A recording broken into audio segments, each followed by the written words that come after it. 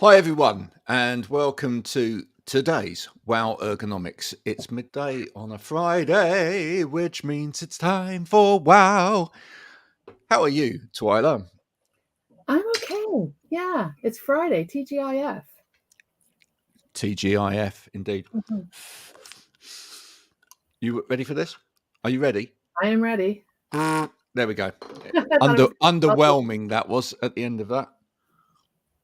You were just Um, trying to cover up something. Now I'm going to have to say, folks, the wow juice, which has appeared in the previous two episodes of this at the beginning, has been replaced with a hot drink. A hot wow drink like hot Ribena. Because it's getting Well, colder, damn isn't it? It's getting colder out there now. There's a little bit of a nip in the air, a little bit of a chill round the heels, etc. And it's no longer okay to drink to drink cold drinks. I need something a little bit warm to warm myself up. So, what have you been up to? Before we bring our special guest in, by the way, and thank you for everybody who's watching as well. I can see the numbers going up as I talk. What have you been up to this week? Well, this week we've been waiting all year for the Contact Center Management Association conference, which was this week. And so a lot of the week was build up to conference and then fall down from conference. The old sort of adrenaline High flow and away from low. you as you, yeah, you know, it really is. It's quite a rush, especially when you're sort of like building up to an event. Yes. A few weeks ago, I was helping put on an event in Manchester, as you well know, and we'd spent a good month putting that event together. I mean, a lot of events take a lot longer, but we had a very short period of time to put it together, and that was a massive adrenaline sort of rush to do it all, etc. And then, of course, the day after, you just feel like, And of course, it's all intense when you're there and you're really putting yourself forward. And that mm, takes a lot more out of you than you quite often realize. And so the next day, not only is the adrenaline down, you've also had that personal sort of adrenaline in your person rush as opposed to just situational. absolutely. And for anyone that might have seen it on any of my socials as well, just a quick plug: I am going to be appearing as a co-host at an event very soon in Oxford. Do look out for that on my socials. And as I said in the adverts, some people still don't realise that I'm real, Twyla. They see me online all of the I time know doing you're these sort not of things. real. You know I'm not. you, you're the, don't don't keep spoiling it. Someone said that to me in response to it yesterday. They actually said, "I know you're a hologram." I am extremely good AI technology. That is Is what the I real am. name Remmer? Yeah. Marianne saying, "Hi, Marianne, who's listening. I often wonder at what point it's enjoyable when you're doing events. Yeah, sometimes it can feel a little bit like that." Anyway, we're going to bring our special guest in today, who is part of everything that you've been involved with this week. So this is Laura. Nice to meet you, Laura. Hello, everyone. Coming from where are you coming from in the country, Laura? I'm coming from Southport, not far from Liverpool. Oh, very nice indeed. I've yet to make it up to Liverpool. Last time I went to, well, not in my life, but since I've run the business, I have lots of clients that are based up in Liverpool, but I, as of yet, haven't managed to get up that way. Um, have you always lived in and around that area? Yeah, I've done some travelling, lived in London and Sheffield, but yeah, the majority of my life was based in Southport, so I've come back and that's where I'm now staying. And I'm sorry, it seems to be a bit of a delay on my video, so apologies for that, but I hope you can hear me okay. Yes, we can. We can hear you perfectly fine. So, tell us about your role within the CCMA. What does that role involve? So I look after all the engagement side of the CCMA. So I look after all our members. So things like the conference on Wednesday is really making the members know what value they can get from the membership, what benefits they can use. So really making sure that they're getting the value for the money of the membership and getting them to things like the conference and we've got special interest groups, we've got best practice visits. So really making sure they're maximising every part of the membership. So then that value then goes back to the business, and hopefully then we can make some changes and make it the best industry we can possible, really. Brilliant. So just so everybody's aware, so we're talking about the call centres around the country. Who can get involved? Who can get involved in membership? So anybody that runs a contact centre within the UK. So doesn't matter what industry it is. We've got industries like nurseries, as long as they've got a contact centre, and we've got memberships from 0 to 50, got 51 to 200. So it goes on frontline colleagues. So we've got really small organisations, and we've got very big, large organisations. So as long as you have a contact centre within the UK, you can have a membership with the CCMA. Brilliant. There you go. And it's a wonderful membership. Like you say, there's so much that you can get. So like you say, you were at the conference on Wednesday, and it was just wonderful, wasn't it? For everything. Yeah. The amount of people that were there, it was unbelievable, wasn't it? I think my favorite thing is finding out how friendly everyone was. They were so, I guess if you're in a contact center, you like people, you're just walking up and talking to people. They're like, hey, what do you do? Hey, it's really, really fun lot. Yeah. And I think that's with the contact center as a whole, isn't it? Everybody wants to support each other. Even industry, the same industries, they're not precious on holding back on something like a success. They want to share that success. So everybody is really supporting each other, because there's that much that they have to focus on now. The membership really brings them together, and hopefully then support them networking together as well. So yeah, it's wonderful to be a part of. I need to apologise because I already used the wrong term, because I already said call centre earlier on, and I know that you've recently. Yeah, I know, but but let's use that opportunity to talk about it, because you've recently changed your name from call centre to contact centre. Just and I know we covered it last week, but do you want to just cover again why the change? Before she goes on with that, I have to say that was breaking news on Wow Ergonomics. What was it? 2 or 3 weeks ago? Yeah. Heard it first. Yeah, we can't see Laura, by the way, at the moment, but hopefully we will. For anyone that's watching, we will actually get her back at some point. Either that, or she's just gone to the door to collect a parcel, but she can still talk. Yeah, no, I'm here. I'm not gone to the door. I just think because it's so slow. If you want me to keep your camera off, do you think that's better, Graham, or do you want me to leave it on? I prefer if it's on, just because people are watching it on video, and they actually might be distracted by the fact that they're just seeing a blob on the screen. I think people can, when people are listening back to this in the car, as they may be now, 5 days later, none of that will matter, but there we go. Fabulous. Yeah, so the contact centre is really what we should be calling it. The call centre is very, very old-fashioned, isn't it? It's a contact centre because it covers all functions within the industry. So it just, the contact centre is the word that needs to be used going forward. And like you say, that's our brand's now changed. So as of Wednesday, that new brand's now gone to market as well. So we're really excited of the change and of the new branding for us as an organisation as well. Over the time that you've been involved with the organisation, and you've been involved personally with contact centres, what changes have you seen? Oh, I've seen loads. So my whole background is contact centre. I've done the advisor role, I've done the management role, and I've done the back office. So the changes that I've seen is unbelievable. So I think the biggest change is how amazing it is now by the focus on people. So the people element is probably the biggest thing that we're trying to make sure that we do everything possible for them. So some of our events, getting them there, making them listen to each other. So diversity and inclusion is one of the biggest ones, really looking at how are we looking after our people, how are we looking after well-being, really making them be the best they can be. So I think the biggest change for me from when I first started as an advisor to where the advisors are now, the advisors are the core of your business. The contact centre is the core of your business. Get that right, your customers will always be with you. And it's just, I think that's the biggest change is the people element, I think. You see some. Oh, there's a bit of noise there.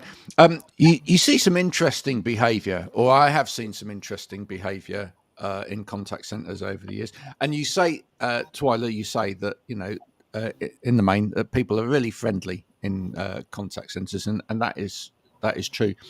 But where you bring a lot of people together in tight spaces, etc., you're always going to get a bit of messiness, aren't you? And I'm going to actually refer now to a advert that I've seen for Backer, Twyla, which I thought was really quite funny and quite clever, which was for one of your new monitor arms, where a character in the advert is hiding from someone else that's sat near to them at a desk by quickly assembling a monitor arm and then putting the monitor between them and someone else.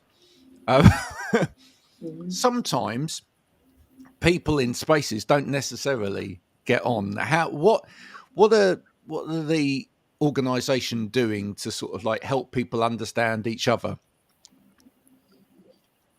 Help people understand each other. I think probably now with the hybrid side of stuff, you've not got that next to like the old fashioned contact centres where you'd be literally tiny little space and you're right next to each other. I don't think we've got that now. I think the environment has completely changed. You've got a bigger workspace.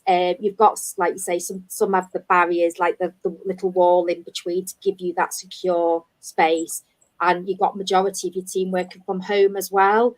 So I think it's changed like that. I think you've got a larger space to work, haven't you? So if you've found that yourselves. Don't know, Twyla, as you've been out and about, are you seeing more of that? People got bigger spaces to work with? Oh, I think, from when I started off in the world of interiors, and we won't even say how many years ago that was, offices have changed immeasurably.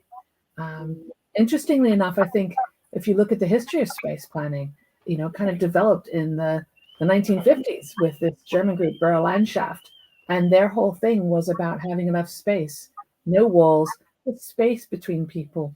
And a lot of what they actually instigated as management consultants that affected the office environment has taken all of this time to filter through and really start to become accepted from a behavioral change point of view.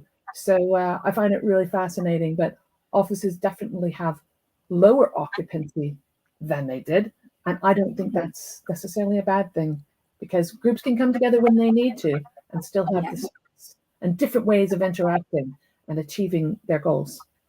Yeah. And I think as well, there's quite a lot where businesses, so if they are working from home, they only actually come together for something that's really that's a need. So bringing them together for that social element, bringing them together on a Wednesday, for example, for a team meeting, to include them into that. So if they are working from home and they come to the office, it's only coming to the office because it's a need and they need them to be together, and the well-being side to make sure that they're okay and they're all having that team meeting together. So then that's where you probably see them coming together closely. But like you say, it's changed massively, hasn't it? Yeah, Marianne's just making the point. I think people learning about human behaviour is key. Misunderstandings so often happen due to ignorance. How many more conversations are going on in terms of people trying to understand people and within these spaces now? That comes from all levels, that as well. So understanding people, what your people need. It's where your managers, for example, that's where those conversations are vital.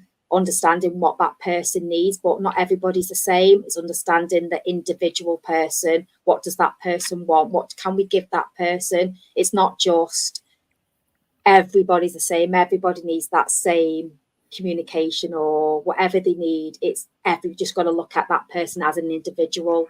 So I think it's that I personally think that's what it is, but it's from all levels. So from the top to your manager level, really understanding your people. What do your people need, whether in the workplace or whether at home, their whole workspace, making sure that is exactly what they need to be the best that they can in their roles.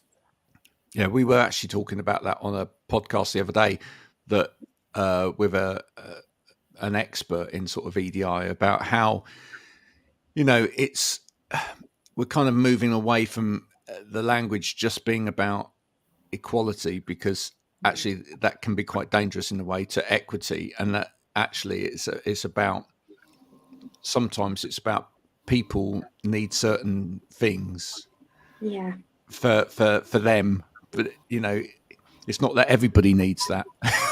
Because you know, and the great example they were giving was around sort of time off for ladies at sort of menopause, etc. And if someone, you know, you get, if you start seeing this like an equality thing, then actually you'll get another group of people going, well, hang on, or they're getting days off, I need days off. Yeah, but it's not about that. It's about awareness, and it's about people understanding why certain people might need certain things. And you know, until we understand each other and why people are having certain things, then you know, there's Yeah. always going to be sort of people arguing within a space as well. I think it was Russell who said we have to get beyond the labels and just take people as people, because so many interventions we can make, which would be brilliant for lots of people don't undertake because they feel that they'll get labeled as unwell or needy, or they don't. And we shouldn't have this macho attitude towards, oh, that's for those sick people, that's for those less than normal people. It's just what people need. And if you're using it and it helps you, great. And if you're not using it, pass it on to someone who needs it. So yeah. And that's what some of the things that we've heard. So I don't know if you managed to get into the conference on Wednesday. We had this massive piece around diversity, inclusion, and it was so powerful by actually understanding your people, understanding what that person individually needs, and the impact you can have on that person's life if you get that right. It was the most incredible part that I've ever heard, because if you get it right as a people leader, you're going to have that person in your business for life because you've listened to their needs. Everyone highlighted that section after it happened. There was some talk before about the difference. Once that session happened, everyone was on about that. Very meaningful. Yeah. It sounds like there's been a massive cultural shift, and I mean massive cultural shift, in terms of what goes on now in terms of contact centers and the way that they're managed, and the sort of people behavior within contact centers as well, which is great. Is one of the problems now for contact centers the fact that they've got this historic bad reputation, which has been probably exaggerated and exaggerated and exacerbated by sort of the press and maybe comedians and whatever over the years, where, you know, I mean, how many sketches can I remember growing up where it's like people in a contact center, and you know, it's all based upon you know, being overcrowded and having to put your hand up to go to the toilet, and you know, things going wrong, and people arguing, and all of that, and people, you know, people being really rude to you on the phone, and all of those sort of things with no support or whatever. How much of that is still sort of prevalent in terms of society's ideas of it, and then how are you helping the industry kind of overcome that in terms of recruitment into the industry? I think what we're getting better at is actually saying what we're doing good at. So not just publishing the bad experience, but also publishing the good experience too. So I don't know if you see on LinkedIn people actually putting on there the best experience with such a company. That really helps understand that it's not all bad. You're never going to stop the comedians saying stuff like that. You're never going to stop people saying the bad about the contact centre. But if we speak more highly about what we do right, I think that will override the stuff that we're not doing as good. the membership with us is one of those ones where it's helping that performance, helping improve contact centre performance, but we only can do that together as an industry. So we only can do it if we all work together. Doesn't matter what industry you work for, we all want the same thing. We all want to just get it right. So we just want to make sure we can do that together as a group of people. Hence why we put things like our events on, best practice visits, for example, going to another contact centre that's won an award, really celebrating that, but really taking our members say, we go to these events and we steal with pride.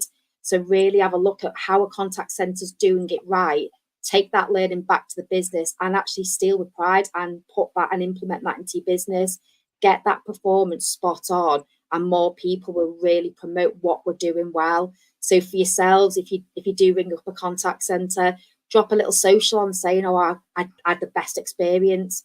People will start then sharing that, liking that, and our word will get out there saying we're the core of a business. So we only want to do the right thing for our customer and our people. So that's the message that I want to get across.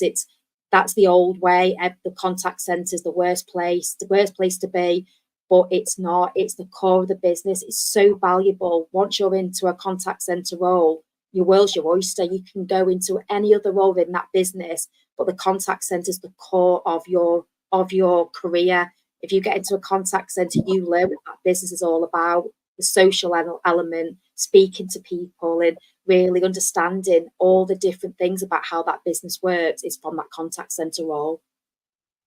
So I hope that answers it. I feel really passionate about it, you see, because I've come from it and I live and breathe the contact centre, and I just really would love to the stigma of. I think Laura's had a career that I've centres is not the greatest. It's I think Laura's had a career repeated time and time again. First job, started in a contact center, even very young, and within 10 years, you own the company, you're director, because you know everything. It's a really good path for advancement, because if you can stick to it and do a good job, like she said, core of the business, you know everything, you know how it all works and things, and you become very, very good at your job. Yeah, we've got on some career talks, and what you've just said then, it highlights it, where these directors have started on the phones, and that's how then they've understood the business. And I'm not saying all directors have, but some of the ones that we've done career talks, when you actually listen to it, it is a wow moment. You're like, so you've started on the phone and now you're a director. You understand that whole way of working, and I just think that's definitely coming into the contact centre and learning that business, I think, is vital to your career. People just need to do more of it. Oh, well, we always like to have a wow moment on wow. So I know when I said that, then I was like, that's a little plug for you, that one, isn't it? Yeah, no, absolutely. It's obviously changing, and it sounds like things are heading in the right direction as a sector, etc. And I'm really pleased about that, because I have spent a long period of my life trawling around the UK, going to different contact centres and visiting people, and they are some of the nicest people on the planet. But they have been places where they have had their problems from time to time, and because they are kind of like microcosms of society, if you like. They're quite often it's almost like a city inside a city. It's got some of those problems to deal with as well. Let's talk about another thing that contact centres get involved with, which I think is absolutely brilliant, briefly, because it is coming up to that as well, which is that they help outside of their own work with charity events. I mean, we've got another Children in Need Day coming up soon. That could not happen to the scale that it happens if independent contact centres didn't get involved with actually helping with things like that. Yeah. So you like say a lot of places do 2 charitable days a year, I think it is, or I think some do more. But I used to work for a business that actually supported the children in need, and the advisors worked throughout the whole evening, and like throughout the whole night, really, to support that children need activity. So again, without the contact centres, things like that would never be possible. You got those people on the phones dealing with those calls, being a part of something as amazing as children in need. And it's just having that people element on the call doing that. So I think, a lot of the charitable days, I think a lot of businesses do really work hard on that and get that right. And I think, like I said, the place I used to work for was 2 days. I don't know if other businesses do more, but those 2 days you could just go to a school, or you could just go and clean up the beach or something like that. But it was wonderful to be a part of that and support a charity and help them with food banks and all things like that. And it was just brilliant. So a lot of businesses do support a lot of charities now, don't they? Can I ask you as well, how much do you focus as an organisation when you're talking to all of these call centres on their overall process as well? Because from an outside point of view, thinking about contact centres, general public out there, one of the things they're going to think is, when I phone somebody or other, and then I get put into that call queue, and then I get sent round the houses, and then I get sent from here to there, and I have to press this and I have to press that, and then finally I end up speaking to someone. And actually, part of the problem traditionally for a lot of contact centers hasn't necessarily been the help and advice that the contact center handler gives the person once they're on the phone to them, but it's actually getting to the contact center handler, etc. So how much do you talk to your members about sort of systems, AI, where technology is going, best practice in terms of that sort of thing as well, and thinking about that overall customer experience right from the time that they dial?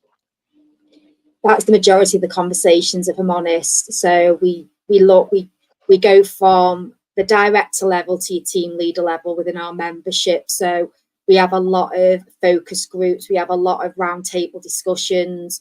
For example, in November, we've got a technology summit, which brings that group of people together to talk around that process. We've implemented a piece of technology, but does it work? Have we looked at it from start to end? Is it right for our customer? And most importantly, is it right for our people? So what I've heard a lot of recently, and this is where I think it really has changed, we listen to that advisor more about, does that process work? Getting that advisor involved from the start, because they are the ones that know. The people, the top people are involved in it, but actually know, is that right for your customer? So getting that advisor involved right from the start, that's what we're doing. And we're doing a lot more of it now, which I think is wonderful, because I think that process, hopefully the whole process side of stuff, is only going to get better and better, because it's come from that advisor, because it's come directly from that customer. And these quick wins that we're doing, so being a lot more agile, really doing it in small chunks, making that change. If you can make the change and it makes that journey better for our customer and people, make that change. So we have a lot of discussions around process, and like say the technology one, the AI is the biggest. It's just the hottest thing going, isn't it, at the moment? Everybody's talking about it. What does it look like? How is it going to work? What is it going to be in 3 years' time compared to where it is now? How are we going to make our processes work with that? And how's that going to look for our people? So the majority of the conversations always go back to the process side of stuff and making sure it's right for our people and customer. So it's the hottest topic going, to be honest. I'm not surprised. I'm really not surprised. I mean, look, technology is getting really clever. I mean, we all know that if we sit there on an evening and we've been looking on something on the internet, and then we go to a different platform or whatever, we suddenly get adverts for whatever else we've been looking at, or even discussing in the room. Technology's, whether you like it or not, it is listening to us. It is kind of gathering information, big data about us all of the time. You can run, you can hide if you want to, but for personally, I quite like it. I actually like the fact that it's quite predictive, because it kind of saves me time, and it's actually a really good tool. And somebody put something on LinkedIn about this kind of experience the other day, and I wonder how much you'll see this within the sector, or whether this is being talked about in the sector, which is actually contact centers actually becoming much more proactive than reactive, because they've always been, in the past, they've always been kind of a reactive thing generally, which is that, this is a point where customers, when they get to a point in a process, they then contact us. But are we going to see contact centers actually contacting people in advance? And the piece that I saw on LinkedIn was about the experience of two different sort of airlines in terms of their contact center. One was, someone's flight got cancelled, and then, this person had to phone up, and they tried to get through to the right person, and then they couldn't get through to the right person, and they were sent from pillar to post, etc. And and then there wasn't any flights or whatever. And then there was another experience they had with a different airline, where as soon as their flight was cancelled, the contact center had phoned them and said, "We're really sorry that your flight's been cancelled, and actually what we've done is we've booked you straight away into the VIP lounge. We've done this for you. You can make your way there now. There's a drink on there for you. And which of these flights would you like to be booked onto? And we're setting that up for you now." So it was a completely proactive experience rather than reactive. Do you think we're going to see more of that? I think so. And I think that whole experience of those two different customers is just that experience, the second one. How incredible is that? But that will be technology that's supporting that element. And this is where contact centers, not to fear the technology side. The technology will never take that people element away. You always need your people. The technology is going to take the simpler tasks away, and really looking after that second experience you've just talked about then, Graham, because that's what's probably happened there, where we've been able to pick up on it potentially quicker, really looked at that and been really agile, and really thought, right, we'll give that customer a call. Everybody loves that personal touch, don't they, by getting that call from that airline, which is absolutely incredible. So I think that's where I do think technology is going to be life-changing for the contact centre, is that part of it, really. So then it gives our people able to do that type of experience, really give them that time to do it, instead of doing the simpler tasks and having your people doing that, where your technology could take that away, so your people can focus on giving our customers the best experience possible. And I think that's where it definitely will go to. And I think we are already there. Businesses are already there, which is incredible. I do think it's only going to get better and better and better. And we're all on that journey together, which is really exciting. It's great stuff, isn't it? Does the topic of sort of cybercrime get discussed at all within the group as well? Because obviously, there's been more and more shows on TV where people are sort of intercepting people who are potentially coming from a contact center, and it's not, and they're a scam, etc. So how big a topic within the sector is sort of cybercrime? It's massive, isn't it? Fraud is hugely on the up, and it'll be that way, won't it? So again, following our member feedback, we've brought fraud to life within our membership as its own dedicated group. So we meet face to face, and we meet online as well. And we've done quite a lot of online seminars to hopefully help educate, to make that better, make that fraud element. We'll never fix it. They're always the cleverest people out there doing it, aren't they? But hopefully making our members more aware of how to be careful, implement different processes to make that better. So yeah, we've got, like I say, we're meeting actually next week in Birmingham, and it's going to be a face-to-face fraud one. And you've got completely different industries, which I thought I was quite clever with the whole fraud thing, and I'm really not. So when I went to the fraud group, the first one, I was blown away that I couldn't believe how I am not savvy at all with fraud side of stuff. So I learned absolutely loads. So this next session next week, again, we've got keynote speakers coming in from banks, for example, talking about how they tackle it and what they do with it, and really sharing ideas with our other members, because it can hit a supermarket, which it has done. So with the whole cost of living, fraud's hit them, which I never knew that would actually happen.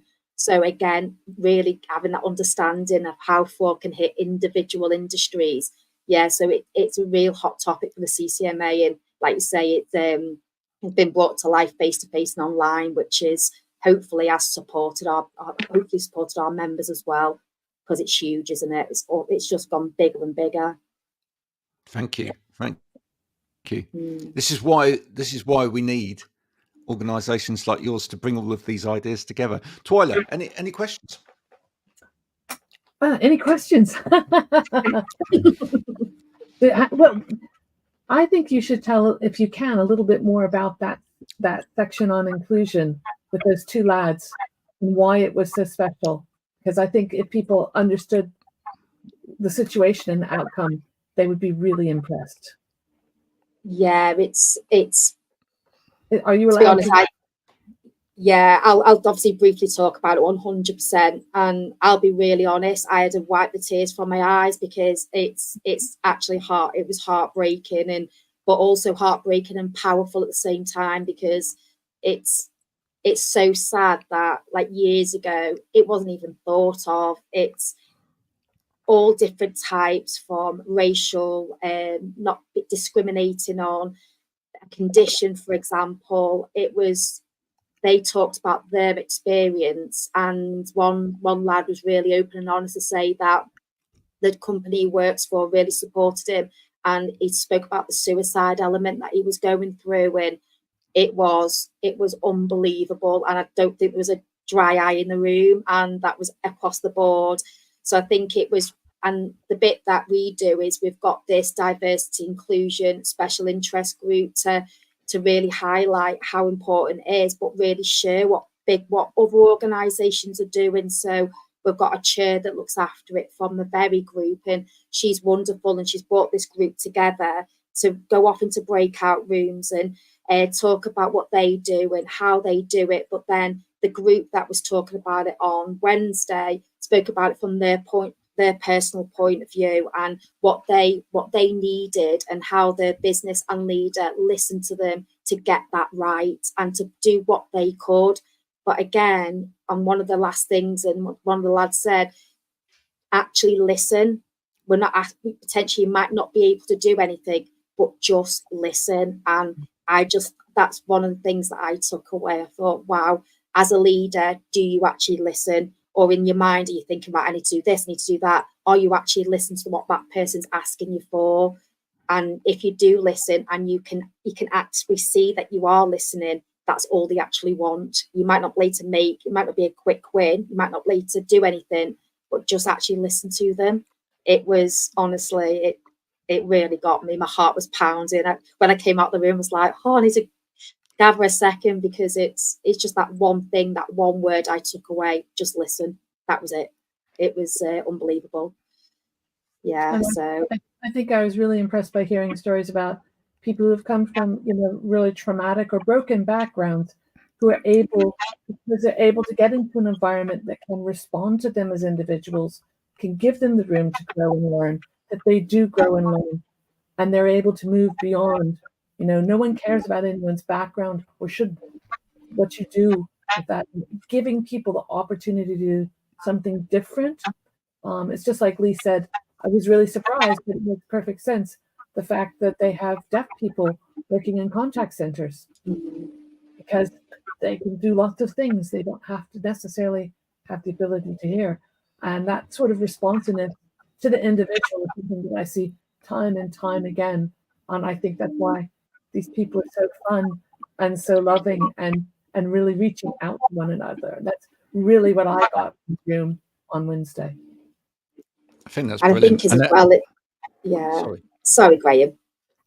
I think as well, it's when you go into these other businesses on our visits, actually seeing what they've done within the actual building, having prayer rooms, having a secure space, having a well-being space, because some calls can be really traumatic depending what industry you work at. So, but now being able just to get up from your seat and go to that nice space to clear your mind, then to go back and then start again, where years ago you'd have to just get on another call. It was just like that constantly. Now it's not.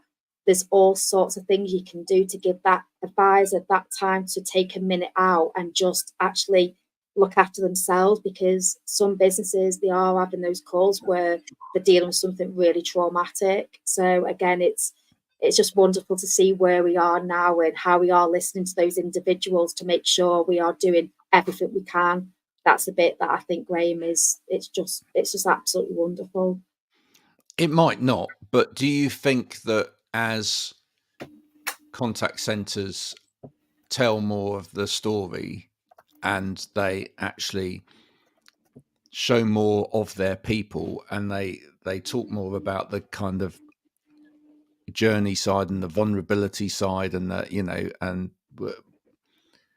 all of this stuff which years ago, you know, I don't think they would have talked about publicly because, you know, they were just there to serve, etc. Do you think that actually then helps to change public perception of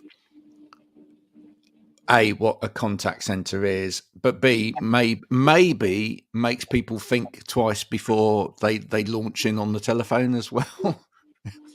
I think definitely having people be really honest, and like say, hats off to the people on Wednesday, because they did that in front of over 500 people. So to have those real honest conversations and really be open with that can only drive that message even further. So the amount of directors, managers, all leaders, everything in that room, I bet you they would have took quite a lot away to think, wow, we can really do something different, or pat on the back. I'm actually already doing that. I feel proud of my business. We've got that in place. So yeah, getting that word out there, getting people to be really open and honest, and using a network like ours to really share those ideas and things that we're doing great at. I think that's the only way the word's going to definitely get out. And like you say, the contact centre role now is, you got people wanting to do it, which is absolutely wonderful. So it's just really making people, this is a career. The contact centre role is a career. You can make friends for life. You can really move up in your company by going from that contact centre role. And I've known people that have done that, which is amazing. So again, it's just really making everybody know that is the contact centre is a great place to be and be a part of it, and be proud to be a part of it as well. I think that's fantastic. Now, listen, obviously you represent contact centres across the country. Yeah. Do you represent contact centres in other countries as well, or just in the UK? We do have a sister partner as well. So we look after the European. We do a European award, which is next month, November. So we do a European side, not for membership currently, but we do an awards as well. So we have that in London every November. So we've got that coming up, which is going to be brilliant. And like you say, we have all sorts of countries being a part of that one from the European side, but the UK can also be a part of that European Awards next month too. So yeah, that's something exciting to be a part of next month. So currently the membership is just for UK contact centres. What that looks like in the future, I don't know if that will be any different, but currently that's where we are. Then plus we've got the European Awards as well, which is amazing. So yeah, definitely. Well, just to finish on today, and thank you so much for your time today, Laura. What's the opportunity still for the CCMA? How many contact centres, or do you know how many contact centres there are in the UK, and how many of them still aren't members that could now, having heard this, get in touch and think about membership? Well, there's absolutely loads of contact centres out there. So there's a lot of companies that probably don't look at themselves being a contact centre. They look at them being a niche part of it. But if they answer a customer in any type of way, this could still be classed as a contact centre. They could still be a member of ours. So we've got so many businesses. We've got brands. We've got companies that got like 8-9 brands within that one membership as well. So there's a lot more contact centres out there that could be members, and please reach out definitely to myself if you want to be a part of the membership or if you want more details. But there is a lot more businesses that we would love to come on board and be a part of us and come on this journey with us, because we are on an amazing journey. We've seen huge success within the CCMA, and there's a lot more out there that I would love to get in contact with and get them a part of us, and hopefully then again get that word out. The contact centre is the best place to be, and it's massively improved, and it's going to be even better and better as the years go on. There you go.